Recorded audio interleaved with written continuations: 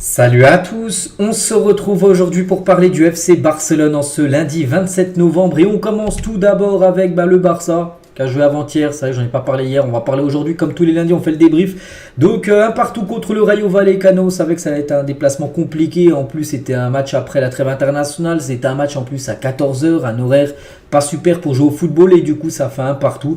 Donc le buteur côté FC Barcelone, ça bute contre son camp et Lopez un buteur côté Rayo Vallecano, donc un match où le Barça a un peu fait du surplace. Donc les statistiques de la partie, 67% de possession de balle, 15 tirs, 4 tirs cadrés comme le Rayo Vallecano et ça s'est fini un partout. Donc c'est dommage, je pense qu'il y avait la place d'aller chercher une victoire du côté de Madrid parce que Rayo Vallecano c'est dans la banlieue de Madrid. Bref, et niveau classement ça donne quoi après tous les matchs qui ont été joués lors du week-end là, donc le Barça est actuellement à la 4e position, même nombre de points que l'Atlético. L'Atlético, attention, un match en retard. Gérone, les gars, juste devant. Après, Gérone joue ce soir. Et le Real Madrid, un grand rival du Barça, est à 4 points devant. Attention, parce que là, le classement, on est seulement à la 14e journée. Il reste encore pas mal de matchs. Mais bon, voilà, il commence à avoir quelques creux, on peut dire, avec les 3 premiers. Donc attention, il va falloir prendre des points lors des prochains matchs. Les unes aujourd'hui, enfin, c'était plutôt hier exactement, c'était au lendemain du match. Mundo Deportivo et sport, en gros, tout d'abord, pas assez. No Basta en une, le journal Mundo Deportivo, pas assez, tout simplement. Barça n'a pas assez donné et assez d'excuses. Voilà. On a marre, en gros, des excuses du côté du Barça. Il faut regagner parce que c'est vrai que les derniers matchs, les gars, c'est un peu en dents de scie, on va pas se mentir. C'est des montagnes russes. Un coup, tu gagnes, le match d'après, tu perds. Non, c'est pas possible. On parle quand même du FC Barcelone. Il faut gagner, le match d'après, gagner. Regardez, là, le Barça n'arrive plus à enchaîner 2 victoires d'affilée. Il y a eu un nul, il y a eu une victoire, défaite. Voilà. Il faut retrouver cette spirale d'enchaîner des victoires, 3, 4, 5, 6 victoires d'affilée, comme le fait souvent bien sûr le club, mais actuellement c'est compliqué. Xavi n'a pas gagné contre le Rayo lors de ses 4 matchs en tant qu'entraîneur du Barça. 4 fois il a joué contre le Rayo depuis qu'il est sur le banc du Barça. Jamais il a réussi à battre cette équipe du Rayo. Il y a eu des défaites, il y a eu des nuls, mais aucune victoire. C'est vrai que c'est une équipe qui a du mal tout simplement à manœuvrer, on peut dire. Et il a dit en conférence de presse à la fin du match, c'est insuffisant. Il faut faire notre autocritique car nous devons progresser. Notre première mi-temps n'était pas bonne et en seconde période ça allait un petit peu mieux, nous avons dominé, c'était mieux en deuxième période, mais le problème c'est que le football ça se joue pas sur 45 minutes, c'est pas sur la première ou la deuxième, le football ça se joue sur un match entier sur 90 minutes et c'est ça que le Barça a du mal. C'est que souvent les derniers matchs les gars, il y a une mi-temps qui est toujours bien meilleure que l'autre et une mi-temps le Barça est fantomatique et l'autre meilleur. Voilà, ça peut être la première ou la deuxième, c'est pas constant que ce soit la deuxième ou c'est toujours meilleur, mais voilà, il faut être meilleur tout simplement sur les 2 mi-temps parce que là c'est pas possible, c'est pour ça que le nul est plutôt logique, on peut dire, voilà, lors de cette rencontre. Donc il revient sur le match toujours, donc sur le premier but j'ai parlé à l'arbitre de ligne, il m'a dit que le joueur du Rayo gênait mais ils ont donné le but. Ce sont des situations difficiles qui nous sont défavorables, il y a aussi un penalty contre Rafinha mais il ne faut pas s'arrêter là, mais il est temps de faire l'autocritique. On va revenir sur l'action de la faute normalement sur Rafinha qui aurait dû normalement être un penalty, que l'arbitre n'a rien dit, ça c'est un scandale total. On va revenir sur ça dans quelques instants, mais on va continuer tout d'abord avec Xavi, ce qu'il a pu dire en conférence de presse. Donc il a des critiques et je les comprends parfaitement, mais je pense qu'il est temps de renverser la situation. Il faut, parce que là, tu arrives déjà en fin d'année, il va falloir que les choses bougent et que le match maintenant soit gagné et éviter les nuls, tout ça. Parce qu'un nul, c'est bien, tu perds pas, mais tu prends qu'un point sur 3 et c'est pas assez. On se fait voler aujourd'hui à Retafe et Grenade. On le dit même si ce n'est pas une excuse. Il le dit ouvertement de ses propres mots. Voilà, on se fait voler. Par rapport, on pense au pénalty qui n'a pas été sifflé. Vous allez dire que je cherche des excuses, mais c'est un pénalty clair sur Rafinha. Nous n'avons pas de chance sur les décisions arbitrales. Et la mentalité était bonne en seconde période, car il y avait urgence, mais il faut être comme ça dès le début du match. Voilà, c'est un peu ce que je disais juste avant, qu'il faut éviter de jouer qu'une mi-temps sur 2 et jouer bien sûr les 2 mi-temps. Le Barça aurait joué la deuxième mi-temps comme ils ont joué, ils auraient joué la première mi-temps comme ils ont joué la deuxième, le match aurait été certainement gagné. De Jong, il a dit lorsque nous avions le ballon, nous n'étions pas si bons que ça en gros. Voilà, c'est que trop de déchets en première période, ça a été mieux bien sûr en deuxième mi-temps. Et De Jong, les gars, ça fait plaisir parce qu'il a joué et on sait qu'il a été longtemps blessé. Et voilà, en plus il a été élu homme du match quand même, Frenkie De Jong, malgré que le Barça n'a pas fait un match monumental. Mais bon, c'est lui qui a été élu meilleur joueur de la partie, Frenkie De Jong. On est très content sur lui. Enfin pour lui.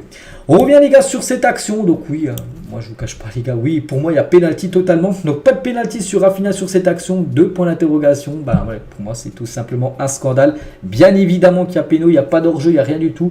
Rafinha prend le ballon, il se fait tacler totalement en arrière, son pied gauche de Rafinha est complètement heurté par le joueur du Rayo qui le touche et du coup ça dévie tout. Il tombe, hein, il y a pénalty 100 fois, l'arbitre n'a rien dit, c'est fou. Enfin, c'est fou les gars ce qui s'est passé.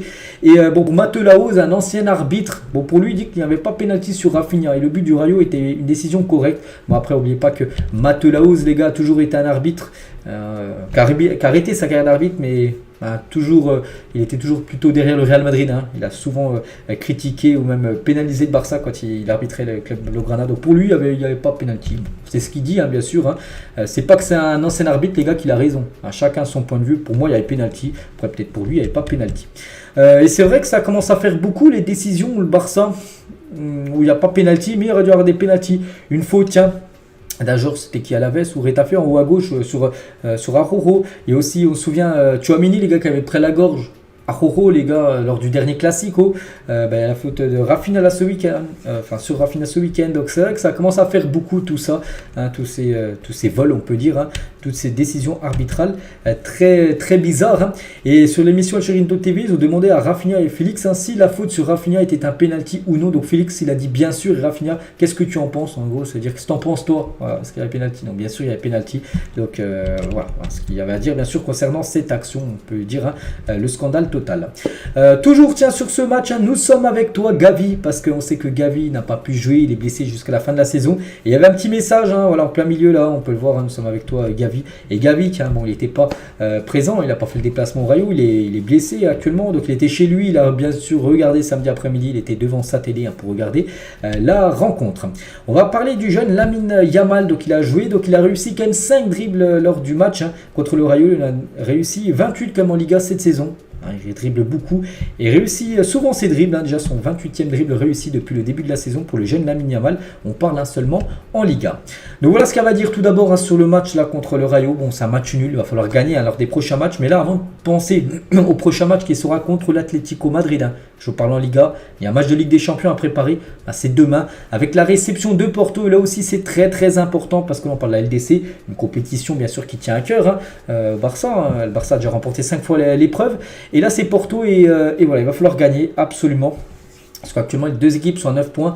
Et du coup, il faut gagner. Voilà, parce que si tu perds, si tu perds, voilà, tu peux. Bon, je pense que le Barça va quand même se qualifier, mais voilà, tu perdrais quasiment la première place. Et la première place, on sait qu'elle est très importante. Donc ensuite, il y a l'Atlético et Girona. Donc voilà, Girona qui est actuellement peut-être leader. S'ils gagnent ce soir, ils seront premiers de la Liga. Donc voilà, 3 matchs. Là, c'est vraiment quasiment 2 ou 3 semaines charnières hein, pour le Barça qui va définir, on peut dire, pratiquement le reste de la saison. Bon, c'est pas des matchs capitaux, voilà, l'Atlético et Girona, mais bon. Tu perds ces 2 matchs-là, c'est-à-dire les 2 équipes sont devant toi, ils prennent 3 points de plus que toi, ce ne serait pas du tout bon pour le classement. Voilà, pour vous dire l'importance bien sûr des 2 et voir le 3e match avec bien sûr l'équipe de Porto. Concernant l'entraînement, parce qu'il y a eu entraînement aujourd'hui, hein, avant le match de demain, donc notre capitaine Sergio Roberto de retour à l'entraînement avec l'équipe, il était forfait depuis pas mal de temps, ça a été de retour, donc on peut penser qu'il sera dans le groupe. Hein. Félix, hein, bien sûr, à l'entraînement du jour, on peut voir aussi Frankie de Jong, on peut voir Araujo, on peut voir Lamine Yamal. Donc voilà, concernant un joueur qui n'était pas là lui à l'entraînement, c'est Ter Stegen, les gars, qui ne s'est pas entraîné. N'oubliez pas qu'il était blessé.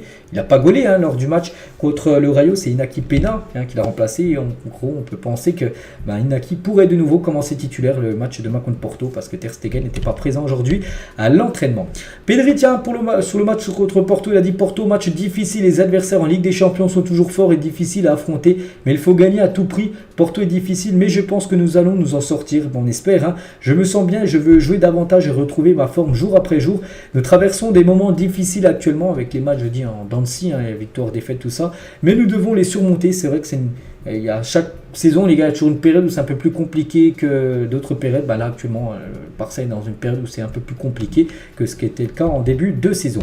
Concernant le match demain contre Porto, il y a aussi des infos concernant Rafinha qui devrait normalement être dans le 11 de départ demain lors de cette rencontre. Et l'arbitre, quelqu'un de très important, ça sera l'Italien Daniel Orsato qui sera au sifflet. C'est officiel, hein, ça sera lui demain l'arbitre, le référé, parce qu'on sait que c'est quelqu'un de très important. Regardez, on a pu le voir contre le Rayo. Voilà, même si à la VAR, c'est l'arbitre qui prend la décision finale, donc ça sera lui l'arbitre du match de demain. Et on finit les gars cet épisode aujourd'hui avec une triste info. Hein, donc le Barça regrette profondément le décès de Terry Venables, qui a dirigé le Barça de 84 à 87. Hein. Nos condoléances à ses proches, repose en paix. Donc voilà, c'était l'ancien entraîneur de 84 à 87 du Barça. Et il est décédé, tout simplement. Et on peut voir que la une journal Mundo Deportivo et Sport aujourd'hui, parce que tout à l'heure je vais montrer les deux unes, c'était hier, hein, le lendemain du match. Donc aujourd'hui, c'est ça. Dios, en gros, adieu, Mister, en gros. Cet ancien coach, tout simplement, du côté du Barça. Donc voilà, les gars, ce qu'il va dire aujourd'hui. J'espère que ça vous a plu. On se retrouve demain. Demain, tout simplement, pour faire l'avant-match hein, de la rencontre contre Porto. Et moi, je vous souhaite un très bon lundi et à demain.